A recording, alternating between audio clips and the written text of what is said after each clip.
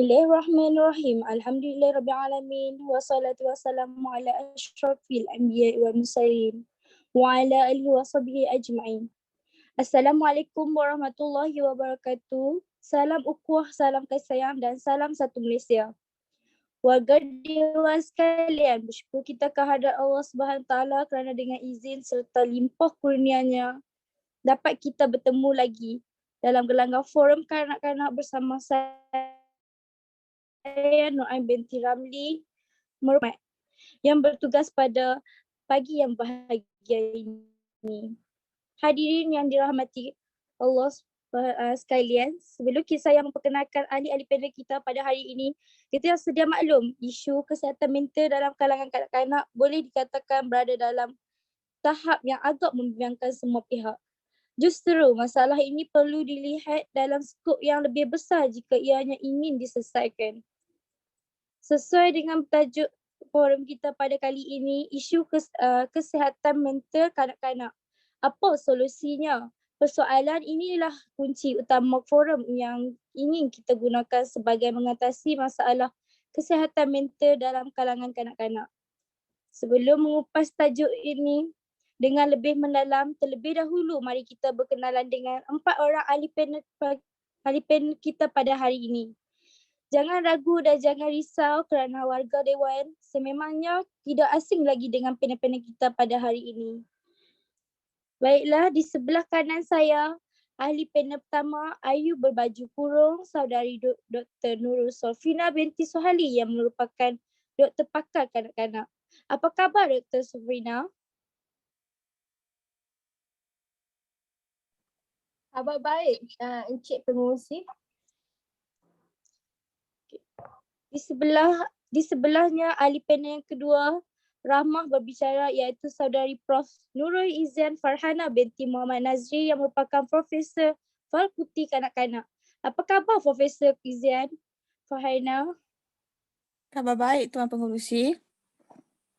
Seterusnya ahli panel yang ketiga, saudari yang manis dan jelita, Datin Putri An-Nashwa binti Muhammad Fadli yang merupakan pakar kaunseling dan psikologi kanak-kanak. Apa khabar Datin Putri? Alhamdulillah, khabar baik Tuan Pengurusi. Dan di hujung sana, ahli panel yang keempat nampak malu tapi bijak berkata-kata. Saudari Encik Nur Hasnita binti Izhab yang merupakan guru besar di Sekolah Kebangsaan Kepala Batas. Apa khabar Encik Hasnita? Khabar baik Tuan Pengurusi.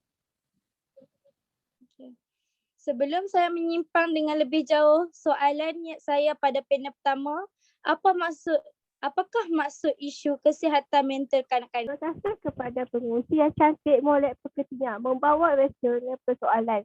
Terlebih dahulu, yang dihormati barisan tetamu kehormat kombinasi intelektual kehakiman rakan-rakan panel yang lain. Pada pendapat saya, kanak-kanak merupakan aset negara yang amat penting untuk membesar dengan sihat dan sempurna. Keperluan fizikal dan mental kanak-kanak perlu dipenuhi. Sokongan dari ibu bapa akan dapat membantu kanak-kanak mencapai potensi mereka sepenuhnya dan membentuk peribadi anak-anak apabila mereka dewasa adalah mudah untuk mengenal pasti keperluan fizikal kanak-kanak berbanding dengan keperluan mental dan juga keperluan emosi. Biasanya ibu bapa akan menyediakan keperluan-keperluan asas kepada anak-anak mereka seperti makanan sihat, tempat tinggal serta pendidikan yang baik dengan harapan kanak-kanak ini akan membesar dengan sempurna dan berjaya dalam kehidupan. Dalam pada itu, aspek kesihatan mental dan emosi kanak-kanak ini seringkali tidak diberi perhatian. Kesihatan mental yang baik amat diperlukan untuk menjamin kanak-kanak dapat belajar dengan sempurna, menjalani perkembangan sosial yang baik dan juga dapat mempelajari kemahiran baru. Seandainya keperluan kesihatan mental dan emosi kanak-kanak tidak dipenuhi, ia boleh mengakibatkan masalah mental di kalangan mereka. Ibu bapa perlu mengetahui keperluan asas kesihatan mental anak-anak mereka agar keperluan ini dapat disediakan dengan sempurna bagi membantu kanak-kanak mempertingkatkan daya kecerdasan, harga dan keyakinan diri serta perkembangan emosi yang baik. Kanak-kanak ni perlu didedahkan dengan keadaan persekitaran yang kondusif, bergaul dengan rakan sebaya yang sesuai dan juga bimbingan yang berterusan dari ibu bapa dan guru-guru. Sekian. Terima kasih kepada panel pertama kita atas lontaran konsep yang utuh lagi berisi. Sebentar tadi panel pertama ada menyatakan bahawa isu kesihatan mental kanak-kanak perlu dititikberatkan. Justru saya ingin menanyakan persoalan seterusnya kepada ahli panel kita yang kedua, iaitu huraikan faktor-faktor keselamatan mental kanak-kanak ini. Silakan Prof. Soalan yang amat menarik daripada pengerusi kita pada hari ini. Bismillahirrahmanirrahim. Baiklah, saya menghuraikan faktor-faktor kesihatan mental kanak-kanak iaitu gaya hidup yang tidak teratur oleh sesebuah keluarga dapat memberi kesan terhadap kesihatan mental kanak-kanak. Gaya hidup yang tidak sihat menjadi faktor kepada pelbagai penyakit yang dihadapi. Gaya hidup yang tidak aktif boleh membantutkan sistem dalaman badan kanak-kanak. Hal ini kerana gaya hidup yang pasif akan memberi kesan yang besar kepada tubuh badan kanak-kanak tersebut. Faktor genetik juga boleh berlakunya masalah mental terhadap kanak-kanak. Faktor genetik ini ahli di dalam keluarga yang mempunyai sejarah penyakit mental berisiko tinggi berbanding populasi yang tiada sejarah penyakit berkenaan. Faktor genetik ini juga mendapat kecelakuan oleh keturunan kanak-kanak tersebut. Selain itu, sejarah hidup yang mengalami kanak-kanak boleh menyebabkan berlakunya masalah mental. Contohnya, kehilangan ibu bapa sejak kecil lagi. Oleh itu, kanak-kanak ini perlulah menjalani rawatan dengan segera bagi menggalakkan menjadi lebih teruk. Persekitaran yang selamat, tenteram dan terjamin dapat menjamin tumbesaran dan perkembangan mental yang sihat. Persekitaran di mana kanak-kanak itu perlulah tinggal di tempat yang selamat. Kanak-kanak tersebut memerlukan kasih sayang dan perlindungan daripada keluarga mereka. Untuk kanak-kanak ini, membesar dengan penuh keyakinan. Kanak-kanak perlulah berada dalam persekitaran fizikal dan emosi yang selamat dan menggalakkan bagi membolehkan mereka menjalankan aktiviti seharian. Faktor kurang kesedaran tentang kesihatan mental dan fizikal ini oleh sesebuah keluarga amat bahaya kerana melibatkan kesihatan mental kanak-kanak tersebut. Kesihatan mental kanak-kanak adalah perkara penting yang perlu diterapkan dalam keluarga tersebut bagi mencapai tahap kesejahteraan hidup. Ia perlu dipupuk bermula sejak peringkat kanak-kanak lagi. Apabila kurangnya kesedaran tentang kepentingan kesihatan membuatkan ibu bapa akan mengambil sambil lewa tentang keadaan ini. Sekian, terima kasih. Terima kasih kepada panel kedua atas pandangan yang amat bernas sebentar tadi. Seorang panel kita tadi menerangkan tentang konsep isu kesihatan mental dan seorang lagi ahli panel kita tadi juga menguraikan faktor-faktor kesihatan mental di kalangan kanak-kanak. Saya ingin meminta pendapat panel ketiga untuk menguraikan kesan kesihatan mental kanak-kanak. Dipersilakan. Bismillahirrahmanirrahim. Terlebih dahulu, terima kasih kerana menjemput saya untuk berbicara dalam majlis forum ini. Penyakit mental yang dihadapi oleh seseorang kanak-kanak ia memberikan kesan yang sangat besar kepada kesihatan fizikal dan mental kanak-kanak itu. Kesan ini akan dapat dilihat adalah daripada gangguan kepada imun tubuh. Hal ini kerana penghidap penyakit mental ini biasanya mempunyai selera makan yang kurang. Perkara ini akan menyebabkan kanak-kanak tidak dapat nutrisi yang sepatutnya. Kanak-kanak ini mungkin tidak akan mendapat zat dan vitamin yang mencukupi. Selain itu, akan memberikan tekanan tinggi kepada kanak-kanak ini. Tekanan yang tinggi ditangani dengan baik akan menyebabkan peningkatan kepada hormon stres itu sendiri.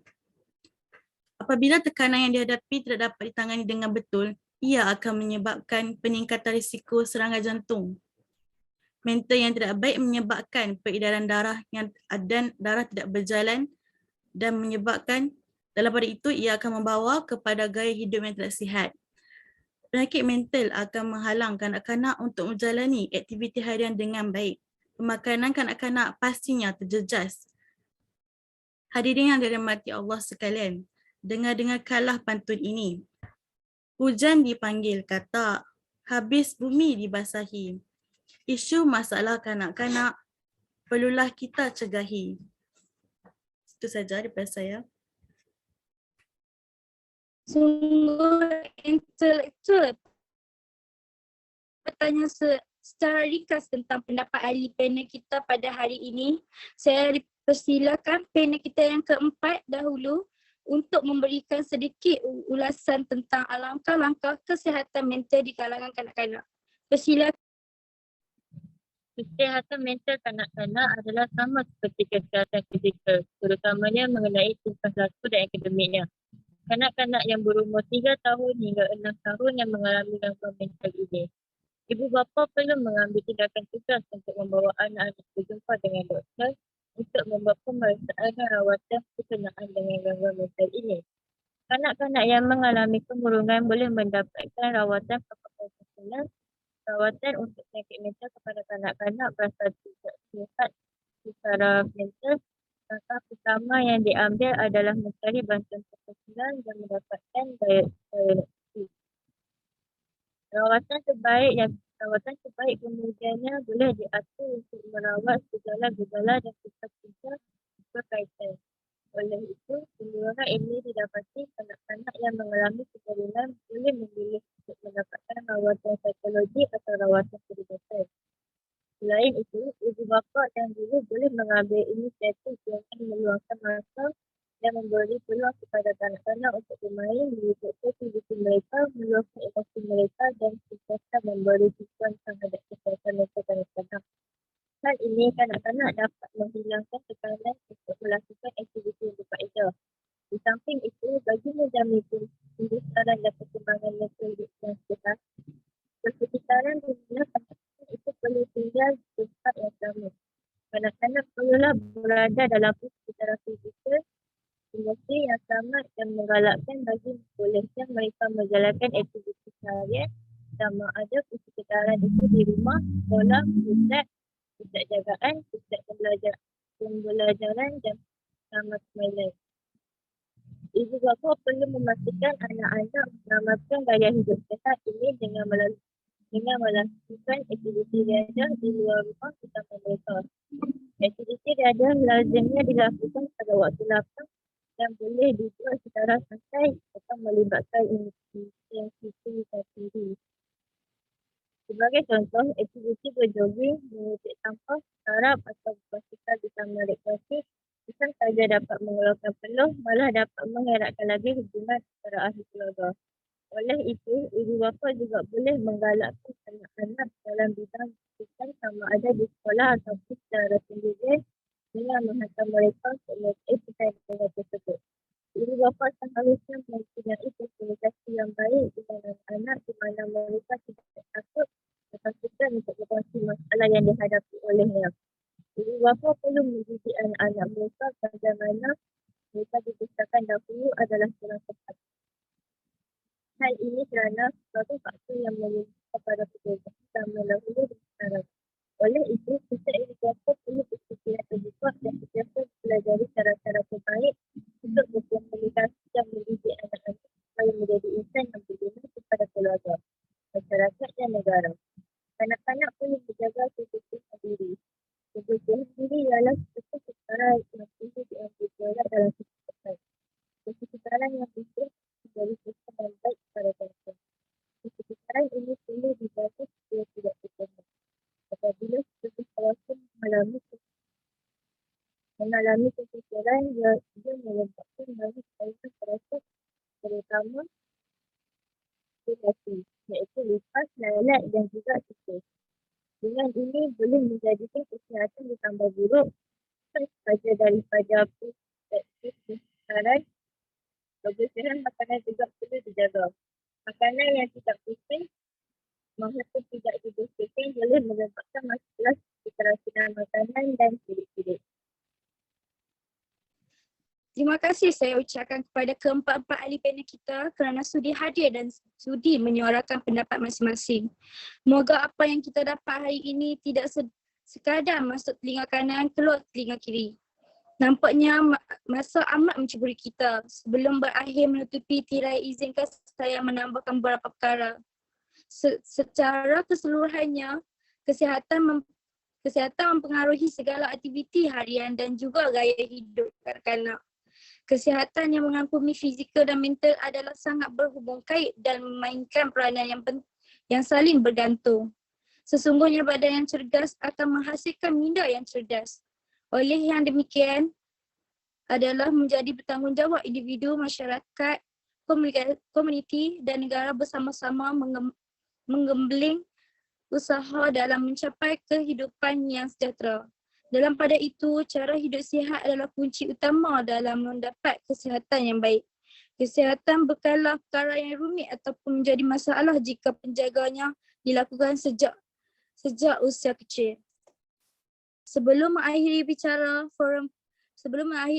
forum kita pada hari ini, terimalah serangkap pantun yang berbunyi, tuailah padi antara masak, esok jangan layu-layuan.